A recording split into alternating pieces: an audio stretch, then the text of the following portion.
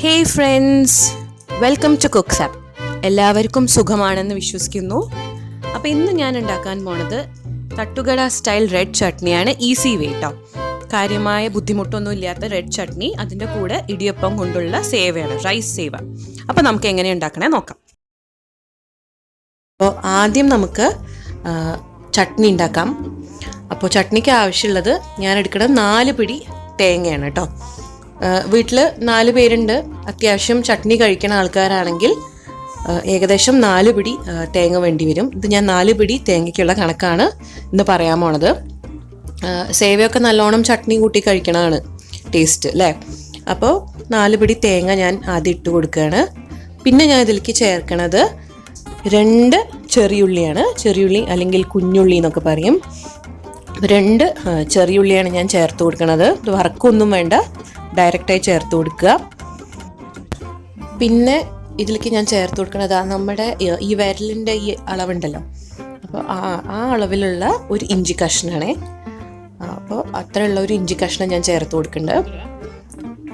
പിന്നെ ഞാൻ അതിലേക്ക് ചേർത്ത് കൊടുക്കുന്നത് 3 വറമുളകാണ്. ചുവന്ന മുളകില്ലേ, പിരിയ മുളകൊന്നുമല്ല, നല്ല എരിവുള്ള 3 ചുവന്ന മുളക്. പിന്നെ ഞാൻ അതിലേക്ക് ചേർത്ത് കൊടുക്കണം 1 ടീസ്പൂണിൻ്റെ അടുത്ത് പൊട്ടുക്കടലയില്ലേ, അതാണ് ഞാൻ ചേർത്ത് കൊടുക്കണേ. പിന്നെ ഞാൻ കുറച്ച് ചൂടുവെള്ളം ഒഴിച്ചു കൊടുക്കുന്നുണ്ട് കേട്ടോ. കാരണം തേങ്ങ ഞങ്ങൾ രാവിലെ ഫ്രിഡ്ജിലൊക്കെ ചിരവിയിട്ട് ഫ്രിഡ്ജിൽ വെക്കാറുള്ളതാണ്. ഇനി അരച്ചിട്ട് നല്ല പേസ്റ്റായിട്ട് അരക്കുക കേട്ടോ. ഈ സൈഡൊക്കെ ഒന്ന് സ്ക്രാപ്പ് ചെയ്ത് ഒന്നും കൂടെ അരച്ചു കൊടുക്കുക.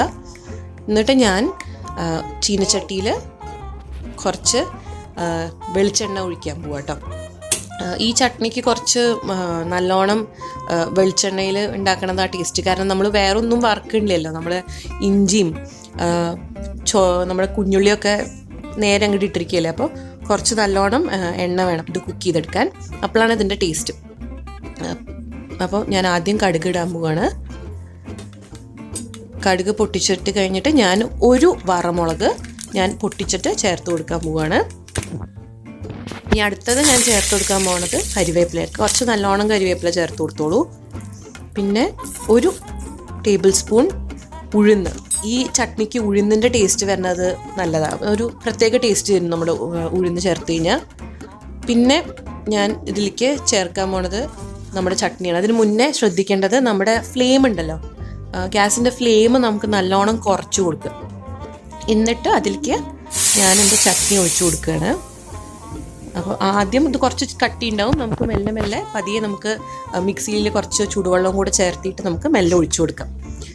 അപ്പോൾ എന്നിട്ട് നന്നായിട്ട് ഇളക്കി കൊടുത്തുകൊണ്ടേ ഇരിക്കണം. നമുക്കിത് കാര്യമായി തിളയ്ക്കാൻ സമ്മതിക്കാൻ പാടില്ല. അപ്പോൾ അത് നന്നായി ഇളക്കി കൊടുക്കുക. കുറച്ച് ആ മിക്സിയിൽ ചേർത്തിട്ട് കുറച്ചും കൂടെ വെള്ളം ഒഴിച്ചു കൊടുക്കുക. എന്നിട്ട് ഇങ്ങനെ ലോ ഫ്ലെയിമിലാണല്ലോ ഇട്ടിട്ട് ലൈറ്റ് ഓണിട്ടാണ്. ലൈറ്റ് ഓൺ ചെയ്തിട്ട് ഞാൻ ഒന്ന് നന്നായിട്ട് ഇളക്കി കൊടുത്തുകൊണ്ടേ ഇരിക്കാൻ പോവാണ്. ഇത് ആവശ്യത്തിന് എരിവുള്ളൊരു ചട്നിയാണ് കേട്ടോ. പിന്നെ ഉപ്പ് ചേർത്ത് കൊടുക്കുക.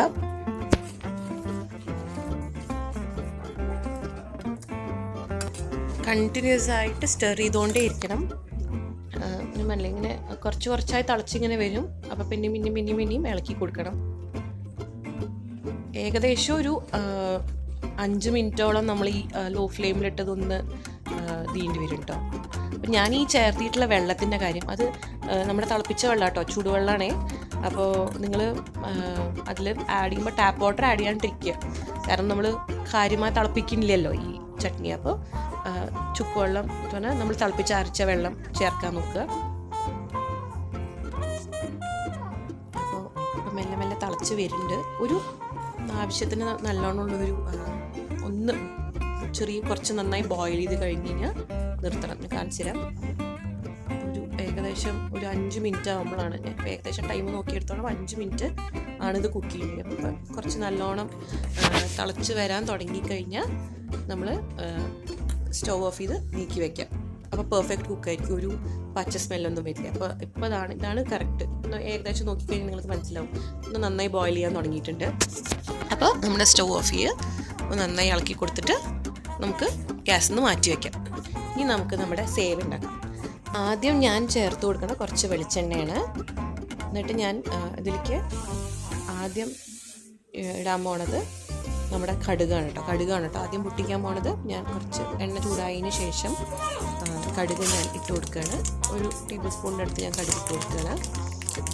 പിന്നെ അടുത്തത് ഞാൻ ഇതിലേക്ക് ഇട്ട് കൊടുക്കാൻ പോണത് ഉഴുന്നാണ്. ഉഴുന്ന് പരിപ്പ്, ഫുള്ളായിട്ടുള്ള ഉഴുന്ന് പരിപ്പുണ്ടല്ലോ, നമ്മുടെ ഇഡ്ലിക്കൊക്കെ എടുക്കാറുള്ള ഉഴുന്ന് പരിപ്പ്, ഉഴുന്ന് ബോളെന്നൊക്കെ പറയും. പിന്നെ കരിവേപ്പില. പിന്നെ ഞാൻ ചേർത്ത് കൊടുക്കുന്നത് ഒരു 3 ചുവന്ന മുളകാണ്, വറമുളക്. അപ്പോൾ അത് ചേർത്ത് കൊടുക്കുകയാണ്. പിന്നെ ഇതിലേക്ക് ചേർത്ത് കൊടുക്കാൻ പറ്റിയത് നമ്മുടെ കടലപ്പരിപ്പാണ് കേട്ടോ. അതിപ്പോൾ ഇവിടെ ഇല്ല, അതുകൊണ്ട് ഞാനത് ചേർത്ത് കൊടുക്കില്ല. പകരം ഞാൻ കുറച്ച് കാഷ്യൂ ആണ് ചേർത്ത് കൊടുക്കാൻ പോണേ. അപ്പോൾ ഒന്ന് ബ്രൗൺ ആവണ വരെ ഇരിക്കട്ടെ ഇത്. അത് കഴിഞ്ഞിട്ട് ഞാൻ കുറച്ച് ഉപ്പ് ചേർത്ത് കൊടുക്കുകയാണ്. ഇതിലേക്ക് തന്നെ ചേർത്ത് കൊടുക്കാൻ കാരണം എന്താ വെച്ചാൽ നമുക്ക് എല്ലാവിടേക്കും പിടിക്കാൻ എളുപ്പമല്ലേ ഒന്നിലേക്ക് ചേർത്ത് കൊടുക്കുമ്പോൾ. പിന്നെ ഞാൻ ഒരു 8 ഇടിയപ്പം പൊട്ടിച്ച് വെച്ചിട്ടുണ്ട്. രാവിലത്തെ ഒരു 8 ഇടിയപ്പം. അപ്പോൾ ഓരോരുത്തരുടെ ഇടിയപ്പം ഓരോ സൈസായിരിക്കുമല്ലോ. അപ്പോൾ ഇതിപ്പോൾ ഞാൻ എൻ്റെ മീഡിയം സൈസായിട്ടുള്ള ഇടിയപ്പമാണ്. അപ്പോൾ അത് ഞാൻ ഏകദേശം ഒരു 8 എണ്ണം ചേർത്ത് കൊടുക്കുന്നുണ്ട്.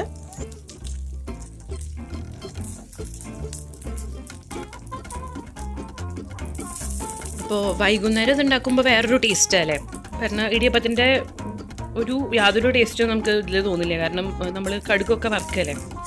അപ്പോൾ പിള്ളേർക്കിത് ചിലപ്പോൾ ഞാൻ റൈസ് ന്യൂഡിൽസ് എന്നൊക്കെ പറഞ്ഞിട്ട് പറ്റിച്ചിട്ടൊക്കെ കൊടുക്കാറുണ്ട് കേട്ടോ. സത്യം പറഞ്ഞാൽ അത് തന്നെയാണ്. നമ്മൾ റൈസ് ന്യൂഡിൽസ് എന്നൊക്കെ പറഞ്ഞ് എടുക്കുമ്പോഴാണ് അവർ കഴിക്കുക. അപ്പോൾ ഇതൊക്കെ നന്നായി ഇളക്കി കൊടുക്കുക. ഇതിലത്തെ ഇടിയപ്പത്തിൽ ഉപ്പുണ്ടാവും, പക്ഷെ എന്നാലും നമ്മൾ ഈ കടുക് പൊട്ടിച്ചിടുമ്പോൾ കുറച്ചും കൂടി ഉപ്പ് വേണം എന്ന് എനിക്ക് തോന്നാറുണ്ട്. അപ്പോൾ അതുകൊണ്ടാട്ടോ ഞാൻ ഉപ്പ് ചേർത്ത് കൊടുത്തത്. ഇനി ഞാനത് പ്ലേറ്റ് ചെയ്യാൻ പോവാണ്. പിള്ളേർക്കൊക്കെ നല്ല ഭംഗിയിൽ കൊടുത്താലേ അവർ വൃത്തിക്ക് കഴിക്കുള്ളൂ അല്ലേ. അപ്പോൾ ഞാൻ ഒരു കുഞ്ഞു പ്ലേറ്റിൽ ഞാൻ കുറച്ച് ഭംഗിയിൽ എടുത്ത് വെച്ചിട്ടുണ്ട്. ഇനി ഞാൻ എൻ്റെ ബൗളിലേക്ക് ഞാൻ ചട്നി വിളമ്പാൻ പോവാണ്.